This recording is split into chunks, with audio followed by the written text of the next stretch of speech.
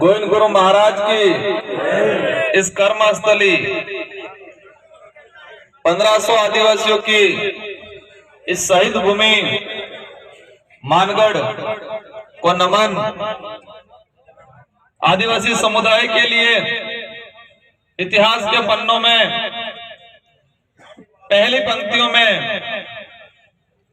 अपनी गौरव गाथा का बखान दिखाने वाले शख्स बिरसा मुंडा को नमन। बिल प्रदेश वाले क्षेत्र में आदिवासी समुदाय के अस्तित्व को लेके, आदिवासी समुदाय के स्वाभिमान को लेके लड़ने वाले टाटिया मामा बिल को नमन। और साथ ही हमारे भारत देश के अंदर जाति विरोधी मानसिकता वाले लोगों से प्रताड़ित और अपनी जान गंवाने वाले हनीमेश भाई खाट को और मन्नारे कार्तिक को और ऐसे सैकड़ों वीरों को जिन्होंने अपनी जातिगत व्यवस्था से प्रताड़ित होकर जान गंवाई, उनको नमन। हमारी जो लड़ाई है, आज हम जिस उद्देश्य से एकत्रित हुए हैं, ये उद्देश्य क्या है इसको समझना पड़ेगा। इससे पहले हमें खुद से सवाल करना है कि ये नौबत क्यों आई, ये नौबत क्यों आई कि आदिवासी समुदाय को अपने खुद के नेतृत्व वाली पार्टी बनाने की जरूरत पड़ी। सियासी बात बहुत लंबी है। जो बरसों से शोषण हुआ है, जो सैकड़ों सालों से दबा हुआ इतिहास है, और इस इतिहास को और इस शोषण को अगर हम इस मंच से बखान करेंगे तो हो सकता है 12 घंटे लग जाए। आज वक्त है उस शोषण और इस इतिहास के लिए, आने वाली पीढ़ी के स्वाभिमान के लिए, लोकतांत्रिक व्यवस्था में हमारे आवाज बुलंद करने के लिए हमारे बागीधरा विधानसभा क्षेत्र से भाई जय कृष्ण भाई पटेल को बागीधरा और आदिवासी समुदाय की आवाज विधानसभा में गूंजे, इस बात को लेके चुनने का समय है। इस पांडाल में बैठे जितने जो भाई हैं बहन हैं, आप सभी से अनुरोध करना चाहूंगा कि मेरी जो बात है वो मोबाइल में डालनी है कि दिमाग में डालनी है, उस पर तय कर ले। मेरी जो बात है इस मंच से जितने जो वक्ता बोले, इस बात को यहां फीड करना है कि फोन में फीड करना है, वो तय कर ले पहले। हम एकत्रित हो गए, हमने रैली कर दी, सभा कर दी, उससे मजा नहीं आएगा। मजा तब आएगा जब अपनी अपनी वास्तविकता को समझेंगे, अपने इतिहास को समझेंगे और हमारा दुश्मन कौन है उसको पहचानेंगे और उससे लड़ेंगे, तो मजा आएगा। हम वास्तविकता को नहीं समझ पाएंगे, दुश्मन कौन है उसको पहचान नहीं पाएंगे, और उस दुश्मन से लड़ना कैसे है वो तरीका नहीं जान पाएंगे, तो मजा नहीं आएगा। लट से नहीं लड़ना है, दिमाग से लड़ना है। ये लोकतांत्रिक देश है और इस लोकतांत्रिक देश को बनाने में हमारे कई पूर्वजों की जानें गई हैं। ये देश आजाद जो हुआ, ये ड्रोन थोड़ी देर के लिए बंद कर देना, क्योंकि सबकी निगाहें ड्रोन पे जा रही है कि हेलीकॉप्टर तो नहीं आवी गई, उठाई गई नहीं। जो डर बैठा है वो बरसों का डर है, सालों का डर है, तो वो डर निकलने में थोड़ा समय तो लगेगा, लगेगा कि नहीं लगेगा? पर आज लग रहा है वो डर कहीं न कहीं निकल गया है। मैं मेरी जो बात शुरू कर रहा था कि हम आजाद भारत के अंदर लोकतांत्रिक व्यवस्था से हमारा विधायक प्रत्यक्ष से चुन के विधानसभा में भेजने के लिए एकत्रित हुए हैं, लेकिन ये लोकतांत्रिक व्यवस्था ये पहली बार नहीं हो रहा है। ये देश आजाद कराया अंग्रेजों से, मुगलों से, राजा रजवाड़ों से, और उस देश को आजाद कराने में हमारे लाखों आदिवासी भाई मारे गए और ये देश आजाद हुआ। जो शहीद हुए थे उनकी आत्मा ने जब आजादी के वक्त ये सुकून भरी उस दौरान जो बुजुर्ग थे उन्होंने सांस ली होगी और उन आत्माओं को शांति मिली होगी कि हमारा जो बलिदान था वो बेफिजुल नहीं गया, देश आजाद हुआ। और देश आजाद हुआ तो आजाद देश के अंदर पैदा होने वाला आदमी है वो स्वतंत्र रूप से जिएगा, ये कल्पना की थी उस समय के बुजुर्गों ने। लेकिन दिक्कत भारी पड़ गई, अंग्रेजों को तो भगा दिया लेकिन काले अंग्रेज पैदा हो गए। इस लोकतंत्र के अंदर हमारे देश के अंदर चुनावी प्रणाली हुई, हमारे भोले भाले समाज, सीधा साधा समाज, स्वाभिमानी समाज, जवान का पक्का आदमी, उन्होंने हमारे उन नेताओं को बना बना के भेजा और आशा की कि इस बार ये कुछ भला करेगा, इस बार ये कुछ भला करेगा, लेकिन भला कुछ नहीं किया, उल्टा बुरा करने का काम किया।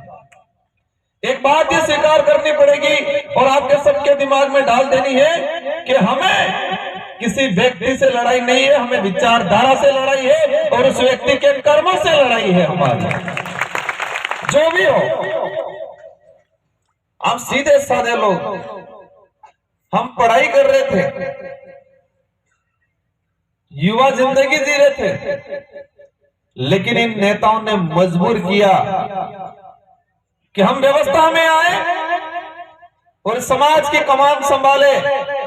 इन नेताओं ने मजबूर किया, हमने तो हमारे पूर्वजों ने, हमारे बाप दादा ने उनको भेजा था, तुम जाओ हमारे समाज की पैरवी करो, इस क्षेत्र की पैरवी करो, इसलिए भेजा था। लेकिन मजे मारे और आरक्षण बेचने का काम किया। मैंने 2020 के अंदर कोरोना काल आया, उस दौरान मैं हमेशा स्टडी करता रहता हूं और 2013 की जो अधिसूचना है उस अधिसूचना को मैंने विधानसभा के अंदर बोला है कि ये आदिवासी समुदाय के लिए काला कानून है और इसको मैंने साबित किया है कि काला कानून कैसे है।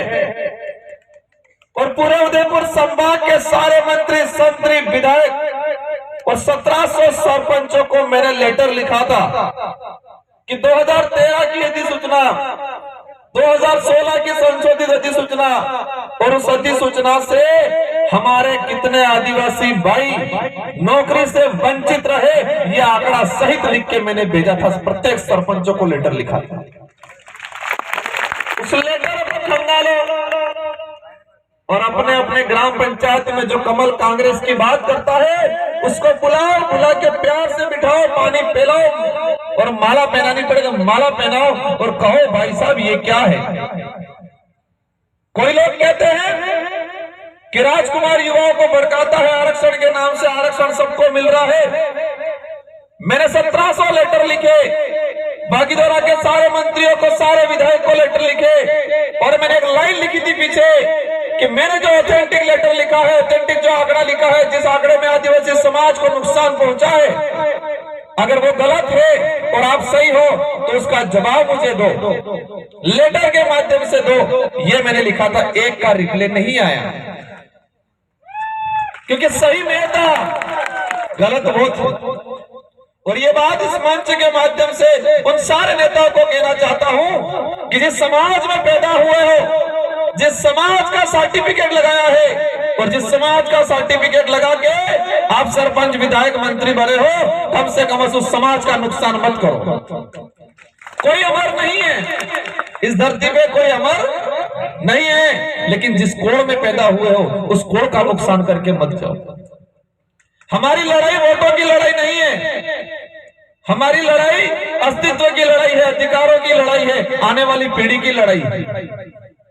और आप सबको भी कह के जाना चाह रहा हूं कि आज आप आए, बातें सुनी और आप जेकी भाई को वोट दे दोगे, तहां तक मजा नहीं आएगा। मजा तब आएगा कि आज इस पंडाल में बैठा हुआ आदमी, प्रत्येक आदमी कल से 25 तारीख तक रात दिन अपने रिश्तेदार गांवों में घूमे और प्रत्येक आदमी 1,000 वोट दिलाए। मजा तब आएगा।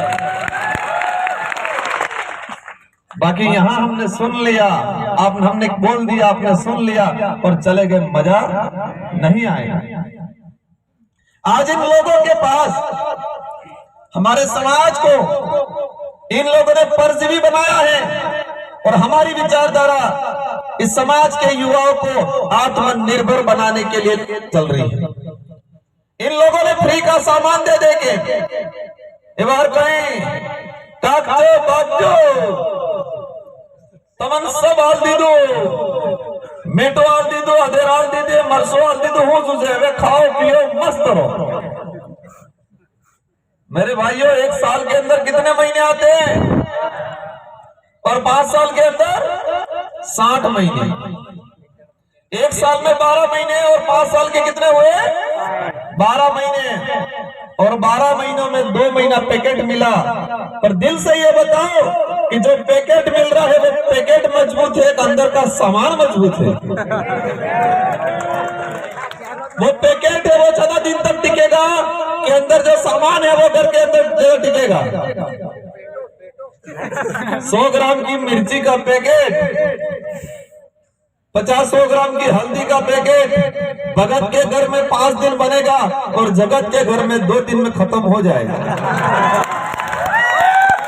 और तुम कहते हो खाओ पियो मस्त रहो। हम 5 दिन खाएं और 5 साल क्या करें हम? हमें फ्री का सामान नहीं चाहिए, हमें हमारे अधिकार चाहिए, हमारा आरक्षण चाहिए और स्वाभिमान वाली जिंदगी चाहिए। हम कमा लेंगे। आंखें बंद कर इन भी कड़ी केड़ी में कड़ा खितर में मरसा रुपी देंगे तो 1 बार खड़ लो मरसा था ही देंगे।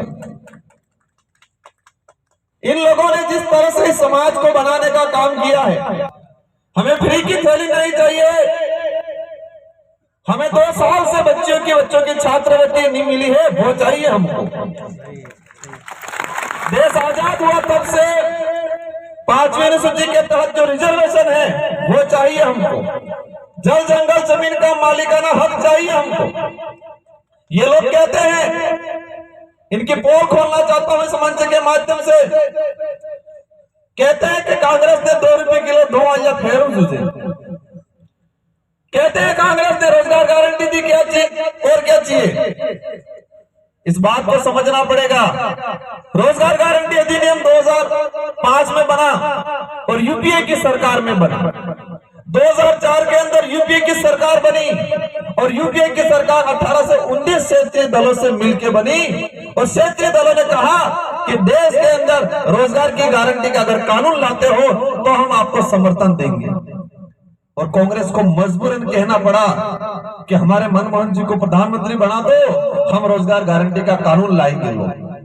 तो इससे ये क्षेत्रीय पार्टी की उपलब्धि है, कांग्रेस की उपलब्धि है।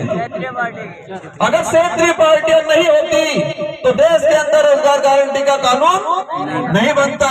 इसी तरह खाद्य सुरक्षा अधिनियम जो बना वो यूपीए की सरकार में बना और वो भी क्षेत्रीय पार्टियों की बदौलत बना। इस देश के अंदर ये बात इसलिए बोल रहा हूं कि जो लोग क्या कह रहे हैं, क्षेत्रीय पार्टियों का क्या वजूद है, इनका कुछ नहीं होने वाला है। हम कहते हैं हमारा कुछ हो नहीं हो, लेकिन इस देश का उस समाज का भला जरूर होगा आने वाले समय के अंदर। क्योंकि इतिहास उठा के देख लो, क्षेत्रीय पार्टियों की वजह से ही देश के अंदर अच्छे अच्छे कानून बने हैं। खाद्य सुरक्षा अधिनियम देखो, निःशुल्क शिक्षा का अधिकार देखो, फॉरेस्ट राइट एक्ट देखो, जितने भी जो कानून बने हैं, सूचना का अधिकार अधिनियम देखो, यूपीए की सेकंड सरकार में बना, वो भी क्षेत्रीय पार्टियों की मांग पे बना।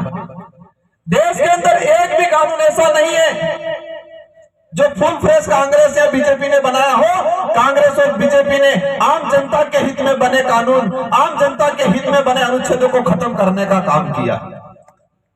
आज देश के अंदर जो स्थिति बनी हुई है, आज ये लोग जिस तरह से हमको गुमराह कर रहे हैं, ये वोट लेने या वोट देने की बात नहीं है, सूद समेल वसूल करने की बात है। आज हमारे पूर्वजों ने जो वोट दिया, उस वोट की वजह से ये नेता बने, और इन नेताओं ने जो नुकसान किया उसकी भरपाई करनी पड़ेगी कि नहीं करनी पड़ेगी?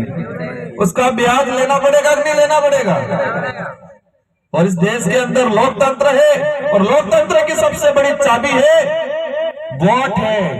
ये वोट है वो इस लोकतंत्र की वो चाबी है, और इस बार ये चाबी ऐसी लगानी है कि बांसवाड़ा और बागीदरा के सारे ताले जंग खा जाए, ऐसी चाबी लगानी।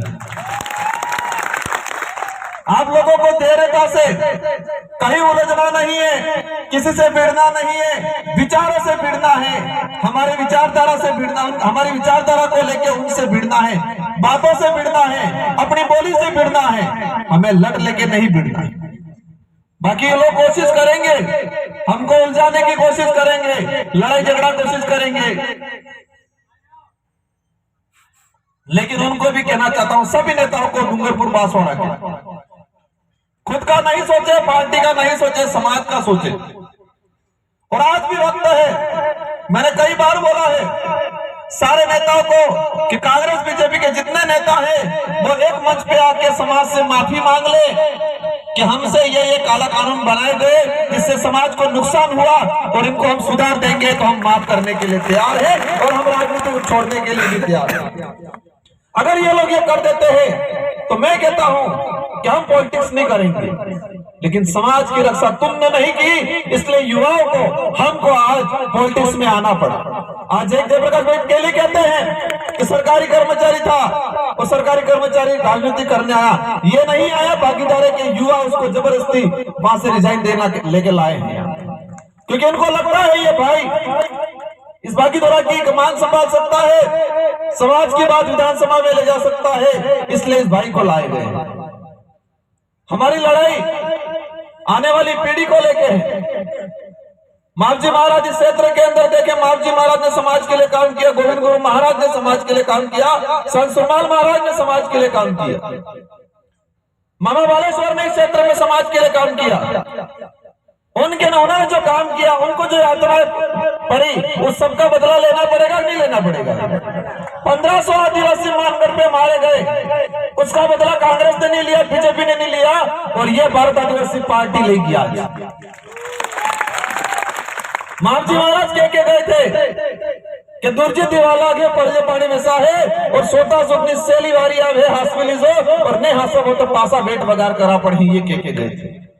तो वो समय अब आ गया है, लेकिन हमें इस बात भी ध्यान रखनी है कि हमारे बेणेश्वर मावजी महाराज की जो गादी है, और कुंवारी गादी थी, और कुंवारी गादी को अशुद्ध करने वाले में जिसने साथ दिया था, उनको भी पहचानने की जरूरत है। आप समझ गए होंगे, जो बड़े बुजुर्ग हैं उनको ध्यान होगा कि मावजी महाराज की, हमारे बेणेश्वर की कुंवारी गादी थी, और कुंवारी गादी को अशुद्ध करने का काम किया वर्तमान जो है उन्होंने, और उसको मदद करने का काम किस नेता ने किया, उसको पहचानने की जरूरत है भाइयों।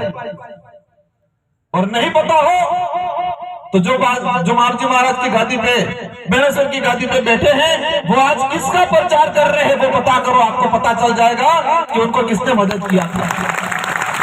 समझ गए होंगे आप लोग।